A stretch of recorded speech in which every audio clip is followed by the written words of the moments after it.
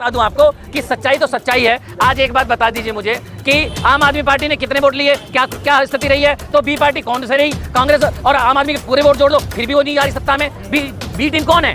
आज आपको सिर्फ आप वही मनुवादी व्यवस्था तो की फौज पहले भी थी, हर पार्टी में थी, यहाँ पर भी है। मतलब इसमें ईमानदारी नहीं, मैं मानता हूँ ईमानदारी से। अगर बिना सोचे समझे अगर हम उसी गलतियों को दोहराते रहेंगे तो अंधभक्त हैं। लेकिन हम उस निचले पायदान पर उस बच्चे को नहीं समझा पा रहे हैं कि भैया क्या जरूरत है आज के समय में, उस गरीब को नहीं समझा पा रहे हैं कि संविधान जरूरत है, तेरे बच्चों को अधिकार जरूरत है। वो तो पीने में मस्त है, वो मनुवादी व्यवस्था में मस्त है, अभी कावड़ों में मस्त था, अब उनमें क्या नाम है नवरात्रों में मस्त है, अभी दिवाली में मस्त हो जाएगा। ये लगता है पाकिस्तान से आए हैं, आपको ये लगता है, क्योंकि मैं आपको बता दूं कि बसपा अगर अपना जो मैनिफेस्टो वो संविधान को मानते हैं कि अगर हम सत्ता में आएंगे तो पूर्ण रूप से संविधान को लागू करके रहेंगे, जैसा यूपी में पहले हुआ ऐसे ही परिवर्तन करके लाएंगे। जिनको संविधान से प्यार है, जो संवैधानिक अधिकारों को मानना चाहता है, अपने बच्चों के अधिकारों को बचाना चाहता है ना, तो चाहे किसी भी धर्म का हो, किसी भी जाति का हो, उसको इस नीले झंडे में आना पड़ेगा। नहीं तो मैं आपको लिख के दे सकता हूँ, आप अगर आकलन ईमानदारी से लगाना शुरू करें तो आपको सच्चाइयाँ कुछ और नजर आए। मान्यवर साहब होते तो निश्चित रूप से हम लोग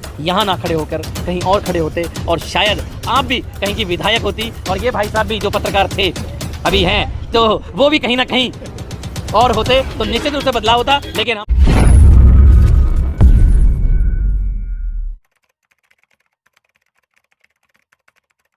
कल्पना भी नहीं की जा सकती जितनी उन्होंने आज कहा कि पार्टी की स्थिति इतनी खराब हो गई। कौन है इसका जिम्मेदार? नहीं, देखिए बहन जी ने ये तो नहीं कहा कि बहुत ज्यादा खराब हो गई है, आप ये गलत अफवाह फैला रहे हैं। पीसी में प्रेस कॉन्फ्रेंस सुनिए जो नहीं, हाँ, अगर वो उसमें देखिए उन्होंने निश्चित रूप से परिणामों पर जरूर कहा है, और उसके लिए जिम्मेदार देखिए बहुत सारे लोग हैं, मैं भी जिम्मेदार हूँ और आप भी जिम्मेदार हैं। आप भी अपनी जो जिम्मेदारी को ईमानदारी से नहीं निभा रहे, ना मैं निभा पा रहा हूँ। तो अगर मैं नहीं निभा पा रहा हूँ तो निश्चित रूप से मैं भी जिम्मेदार हूँ। और अगर संविधान को मानने वाले या अपने बच्चों के अधिकारों को लड़ने वाले लोग अगर निश्चित रूप से बदलाव चाहते हैं और माननीय काशीराम साहब का सपनों का भारत या बाबा साहब के सपनों का भारत बनाना चाहते हैं, तो हमें अपनी जिम्मेदारी को निभानी पड़ेगी। आप लोग मीडिया को जरूर कहते हैं हर बात में, मीडिया की तो आपको जरूरत ही नहीं है, आपका कोई प्रवक्ता नहीं है, ऑफिशियल कोई स्पोक पर्सन नहीं, किससे बात करेगी मीडिया? बताइए। देखिए एक बात मुझे बताइए कि ये जो अभी हम जिस मीडिया की बात कर रहे हैं, आप वो मनुवादी मीडिया की बात करेंगे, बहुजन मीडिया की बात कर रहे हैं? मैं सारी मीडिया की बात कर रहा हूँ। सारी मीडिया की बात है। तो मीडिया ना तो बाबा साहब की थी उस समय की ना, और मान्यवर साहब की भी नहीं रही, बसपा की भी नहीं रही। अभी जो कुछ मीडिया जो हमारे साथ है वो ईमानदारी से कुछ बातों को सही दिखाना चाहती है। हाँ, उनका सपोर्ट हमें कुछ मिल रहा है, कुछ का नहीं मिल रहा है, ये निश्चित रूप से सही है। लेकिन मैं सपोर्ट में बताता हूँ क्या चाहिए। सपोर्ट ये चाहिए कि आप लोग जो सच्चाई भरी बातें हैं, जैसे अभी वर्गीकरण को लेकर आई बातें, अगर वर्गीकरण की बातों को आप एक पेपर को ऑथेंटिक लेकर आप चलते समाज के अंदर, तो मैं ये आपसे दावे से कहता हूं कि बहन जी का पुतला कहीं नहीं जलाया जाता, ना झंडे जलाए जाते। लेकिन मैं बता दूं आपको, आप प्रश्न तो पूछेंगे, पुतला जलाने वाले भी तो आप नहीं, देखिए इस देश में थोड़ा ही थे, वो प्रेरित हैं, वो आगे पीछे से ना उनके आकाओं के इशारे से चलने वाले, नागपुर हेडक्वार्टर से आदेश पारित करने वाले, उनसे चलने वाले लोग हैं। मैं बता दूं, ये तो आरोप आप पे लगता है, बहन जी पे लगता है। नहीं, देखिए नागपुर से चलते हैं। किसने कह दिया नागपुर से चलते हैं? बीजेपी की बेटी नहीं बताया जाता आपको? बताने वाले कुछ भी बता सकते हैं, है ना, बताने वाले कुछ भी बता सकते हैं, लेकिन मैं ये बता दूं आपको कि सच्चाई तो सच्चाई है। आज एक बात बता दीजिए मुझे कि आम आदमी पार्टी ने कितने वोट लिए, क्या क्या स्थिति रही है। तो बी पार्टी कौन से रही, कांग्रेस और आम आदमी के पूरे वोट जोड़ दो फिर भी वो नहीं आ रही सत्ता में। बी टीम कौन है?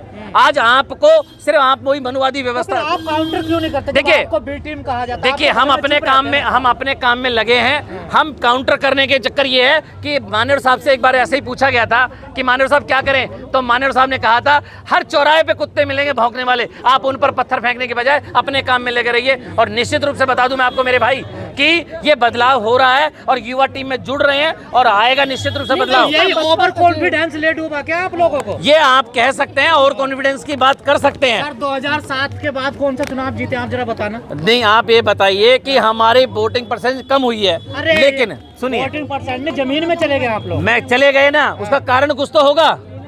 ये पार्टी के पदाधिकारी जिम्मेदारी होने के साथ साथ समाज भी है, जो सिर्फ फ्री की बिजली चाहिए, फ्री का पानी चाहिए, फ्री का राशन चाहिए और कुछ नहीं चाहिए उनको, है ना। दूसरी बात बताता हूं, जिस तरह से इलेक्ट्रॉनिक मीडिया का, जिस तरह से सरकारी मशीनरी का दुरुपयोग करके एक गधे को शेर बनाया जा रहा है, आप समझिएगा। बताइए, समय के साथ परिवर्तन होता नहीं? बिल्कुल होना चाहिए। आपने क्यों नहीं परिवर्तन किया, क्यों नहीं बदलाव किया? इसकी कमी रही हमारे पास कुछ हद तक। मैं इस बात को सार्वजनिक रूप से मैं मानता हूं कि हमें समय रहते कुछ बदलाव चाहिए था, वो हम नहीं कर पाए। लेकिन अब इस समय हम उस बदलाव को समझ रहे हैं। हमारे आकाश आनंद जी ने समझा, कुछ युवा लोगों को लाकर जिम्मेदारियां दी हैं और कुछ एक्चुअल रिपोर्टें प्रदेशों से आकर दिल्ली हेडक्वार्टर पहुंच रही हैं, बहन जी तक पहुंच रही हैं। जो खामियाजा गलत रिपोर्टिंग प्रभारी लोगों ने और जो हमारे कोऑर्डिनेटर्स बने थे, इन्होंने अपने व्यक्तिगत स्वार्थ के लिए प्रदेश अध्यक्ष के साथ मिलकर जिस तरह की घपलतें की, जिस तरह की बातों को, सच्चाई को छुपाकर जिस तरह से बेड़ा गर्क पार्टी का किया, शायद अब नहीं होगा। क्योंकि अब जिस तरह से इलाज क्या हुआ? उनका इलाज बहुतों का हो चुका है और बहुत रास्ते में है, अभी उनके लिए भी चलने वाले हैं। जी, आपने इलाज की बात करी, इलाज हो गया, लेकिन अभी वर्तमान में हमने देखा कि दिल्ली के कई पदाधिकारी हटाए गए और बाय शर्त के मतलब लेटर हेड इशू जारी किया गया। लेकिन फिर हम देख रहे हैं कि 1-2 महीने के बाद फिर उनको ले लिया, तो उनमें से क्या सुधार हो गया? फिर देखिए आप, फिर उन्होंने क्या गलत किया जो उनको हटाया गया? देखिए नीलम जी, ये बात आप सर्वविदित है कि अगर बीएसपी में किसी का लेटर जारी हो जाए तो उसकी वापसी संभव नहीं है, ठीक है। अगर वापसी संभव हुई है तो निश्चित रूप से जो न सुनने की प्रक्रिया थी उसको सुनने की प्रक्रिया चालू की गई है, ठीक है। पहले एक ही पक्ष को सुना जाता था कि अनुशासनहीनता हुई बाहर, लेकिन मैं खुद उसका उदाहरण हूं कि मैं लगभग 4 महीने पार्टी से बाहर रहा। लेकिन जब हमारा पक्ष आकाश आनंद जी ने सुना, बहन जी को सुनाया गया, बताया गया, तो हमारी वापसी की गई। अभी दिल्ली के प्रदेश के आपको भी राजस्थान में कई बार हटाया गया है, लेटर हेड भी इशू हुआ है, लेकिन उसके बावजूद भी क्यों हटाया जाता है? अनुशासनहीनता का आरोप लगा देते हैं। नहीं, बिल्कुल लगा देते हैं। तो ये अनुशासनहीनता देखिए, मैंने क्या की थी, हमने एक ये की थी कि जो कोऑर्डिनेशन की जो बात चल रही थी, जो कोऑर्डिनेटरों ने जो गलत रिपोर्टिंग कर रहे थे, हम उस रिपोर्ट को लेकर बहन जी के लिए, बहन जी के पास लखनऊ पहुंच गए थे और हम लोग प्रदेश के 80% प्रदेश की यूनिट चली गई थी। वहां पर हम लोगों ने बहन जी से मिलने का समय लिया था, बिना प्रभारी, बिना प्रदेश अध्यक्ष के, और यही हमारी अनुशासनहीनता थी। एक क्वेश्चन हमारा है, जयप्रकाश जी कब वापस आ रहे हैं? देखिए, जयप्रकाश जी का जो फैसला है वो तो माननीय बहन जी या आकाश आनंद जी लेंगे। उसके लिए मैं नहीं, आपका पक्ष रखा गया और आपने बताया गया जी, उनका भी पक्ष रखा गया है, उनका पक्ष रखा गया है और प्रोसेसिंग में है। हो सकता है निश्चित रूप से, आप अभी पदाधिकारी हैं, आप बता रहे हैं, तो आपको पता होगा कि निश्चित रूप से कि हम उस दौर में हैं कि उनकी बातें रखी जा रही हैं और कई जगह से, कई स्टेट से, एक ही नहीं कई स्टेटों से ये बात रखी जा रही है कि जयप्रकाश जी अगर ईमानदारी से इतना काम कर रहे हैं तो उनको भी सुना जाए और उनकी बात को रख के उनको वापसी ली जाए। तो इसमें क्या है, बहन जी और आकाश आनंद जी इस विषय पे कई बार चर्चा कर चुके हैं, कई लोगों से मिल चुके हैं, तो ये प्रोसेसिंग में है। हो सकता है बहुत जल्दी उसका परिणाम मिले, है ना, और हम भी चाहते हैं कि सार्थक परिणाम मिले और सार्थक चीजें। जिस स्थिति में आपको लगता है ये उभर पाएगी? बिल्कुल उभर पाएगी। कैसे उभरेगी? देखिए, क्या समीकरण क्या बना रहे हैं? देखिए, समीकरण ये है कि जो समाज बाबा साहब के मिशन को भूल गया था, माननीय काशीराम साहब के कारवा को भूलकर व्यक्तिगत स्वार्थ की तरफ चला गया था, क्योंकि जब पिटाई शुरू हुई है ना, जब पिटाइयाँ शुरू हुई हैं, बसपा वालों को ये भी नहीं पता कौन सी राजनीति क्या चल रही है, क्या समय चल रहा है, आप उसके साथ बदल भी नहीं रहे। देखिए, ये आप मान सकते हैं कि हम पुरानी चीजों को लेके चल रहे हैं, पुरानी उन चीजों पे ज्यादा फोकस, बदलाव नहीं बजाए जा रहे हैं। नहीं, अब तो अब नहीं हो रहा है, अब बदलाव हो रहा है। अब तो डिजिटल भी हो गए हैं और भी कई चीजें हो गई हैं, ठीक है। आप ही लोग थे जब हल्ला कर रहे थे कि 200 रुपए की वो मेंबरशिप कर दी, अब तो 50 रुपए की आ गई। अब तो आपके मुंह से नहीं कहा गया कि सिर्फ 200 की करके कम करके 50 कर दी। देखिए, अब एक बात बताइए, सुनिए, ये आपको भी पता होगा कि फ्री में देने वाला सिस्टम बसपा में नहीं है। मान्यवर काशीराम साहब इस समाज को, शोषित वर्ग को 200 रुपए किलो चावल खरीद कर खाने वाला बनाना चाहते थे, फ्री वाला नहीं।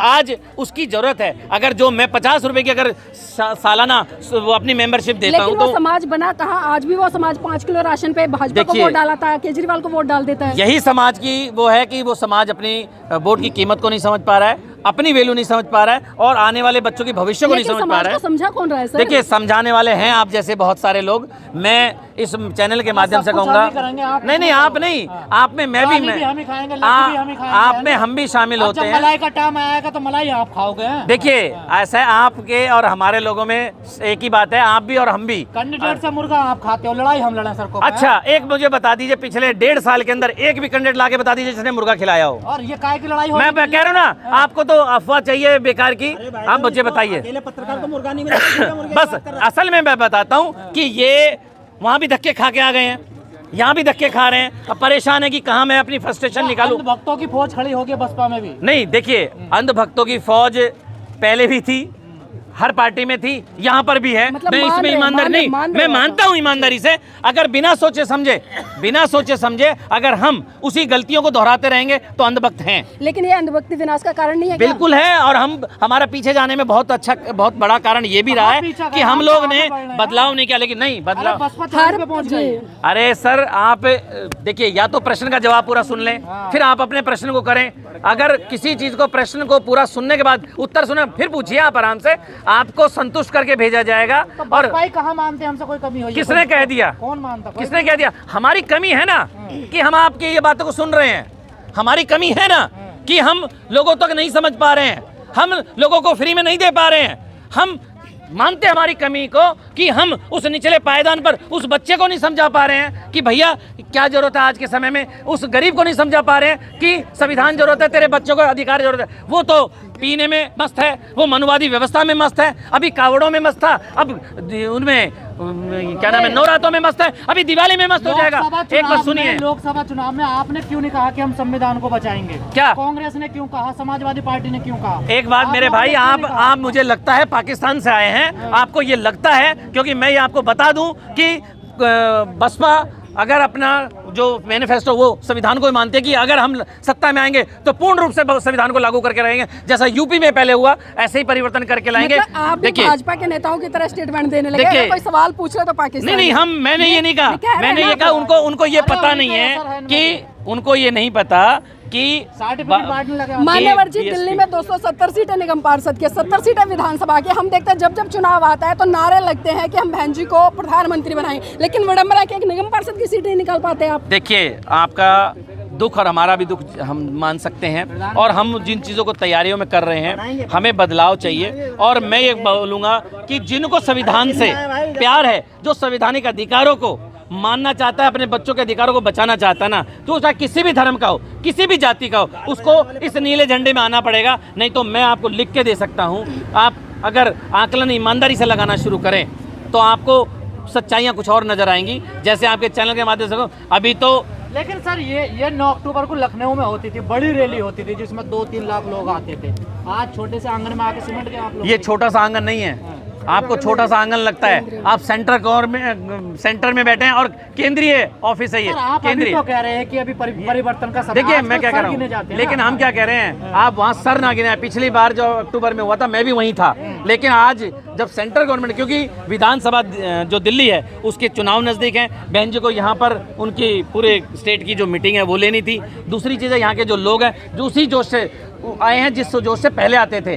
भीड़ आपको लगता है कम आई है आपके सरों के हिसाब से, लेकिन जोश जुनून वही है। और तो आज दिल्ली में क्या परिणाम देंगे सर इस बार? देखिए, इस बार आपको पॉजिटिव परिणाम जरूर नजर आएंगे। जमानत जब्त ऐसा तो नहीं होगा, हर बार ऐसा ही होता है। देखिए, बीजेपी की ऐसा तो नहीं, मैंने ये तो नहीं कहा, हमने ये नहीं कहा। हमने ये कह रहे हैं कि आपको परिणाम इस बार निश्चित रूप से अगर आएंगे, लेकिन एक साथ तो चाहता हूं मैं आपको, किस आधार पे कि आप भी जिम्मेदारी निभाएं, मैं भी जिम्मेदारी निभाऊं, आप भी जिम्मेदारी निभाएं, तो निश्चित रूप से। सर, मीडिया पूरी जिम्मेदारी निभाती है, लेकिन विडम्बना किसको कोई एक गिलास पानी तक नहीं पूछता। लेकिन मीडिया का रोल, पत्रकार का रोल, पत्रकार के रूप में ना रह करके एक भारतीय नागरिक के रूप में, एक बहुजन सदस्य के रूप में अगर जब आप निभाते हैं, क्योंकि पत्रकारिता में जब माइक लेते हैं तो आप 4-6 घंटे ही लेते हैं, उसके बाद का जो समय होता है अगर वो भी आप ईमानदारी से हमारे साथ दे दें तो निश्चित रूप से आपको पॉजिटिव परिणाम मिलेंगे। हाँ, रही पानी की बात, तो अब वही बात है कि भाई पानी, ये भाई साहब मुर्गा पूछ रहे हैं, तो इसका तो कोई इलाज नहीं है हमारे पास में, क्योंकि है ना, है नहीं, पानी तो होना चाहिए। अभी तो यहाँ टैंकर लगे आपके लिए 2-2, लेकिन गंदा पानी नहीं, गंदा नहीं है, मैंने भी वहीं से पिया है भाई साहब। अब आप एक बात बताइए, हमने भी वहीं से पिया भाई साहब, कोई गंदा पानी नहीं है। सर, आखिरी सवाल, अगर आज साहब काशीराम जिंदा, सर आखिरी सवाल, आज काशीराम जिंदा होते तो क्या स्थिति होती? देखिए, ये निश्चित रूप से है कि हम कई स्टेटों में गवर्नमेंट हो सकती थी, और वो परिवर्तन जरूर है कि केंद्र में या तो हमारी सरकार होती या हमारे बिना सरकार नहीं होती। ये तो निश्चित रूप से मैं मानता हूँ, क्योंकि मैं उस महामानव को, उस मान्यवर साहब को जब पढ़ा तो मुझे समझ में आ गया कि उन्होंने क्या काम किया है कि बाबा साहब को जो ख़त्म कर दिया था कांग्रेस ने या मनवादी लोगों ने, उनको पुनर्जीवित ताकत के साथ करके गए और ऐसा व्यवस्था कर गए कि बाबा साहब के बच्चों के बिना किसी का काम नहीं चलने वाला। आज मान्यवर साहब होते तो निश्चित रूप से हम लोग यहाँ ना खड़े होकर कहीं और खड़े होते और शायद आप भी कहीं की विधायक होती और ये भाई साहब भी जो पत्रकार थे अभी हैं तो वो भी कहीं ना कहीं और होते तो निश्चित रूप से बदलाव होता। लेकिन हम बहुत मिस करते हैं 18वें पुण्यतिथि